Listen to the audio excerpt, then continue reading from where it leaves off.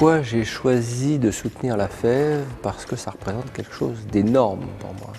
C'est-à-dire que l'échec scolaire, le décrochage, j'ai connu ça il y a très longtemps, il y a plus de 40 ans. Je sentais vraiment qu'il était important de s'impliquer dans un mouvement comme celui-là pour donner et éviter la frustration de l'échec scolaire.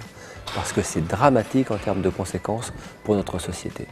Pour ces personnes qui sont engagées dans la FEV, elles ont une mission, et je ne sais pas si elles s'en rendent compte toujours, mais extrêmement importante.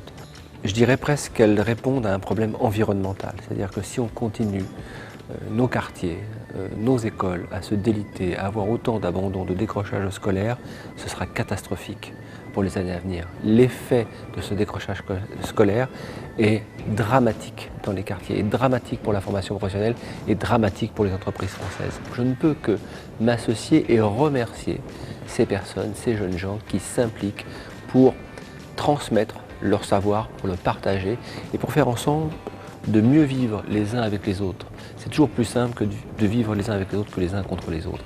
Et c'est par ce biais-là qu'on va y arriver. Un message pour les étudiants, pour les inciter à s'engager auprès de la FEV. Ok, c'est formidable, vous êtes de bons étudiants, vous allez obtenir les diplômes, vous allez aller vers vos projets, mais vous ne pourrez pas y aller tout seul.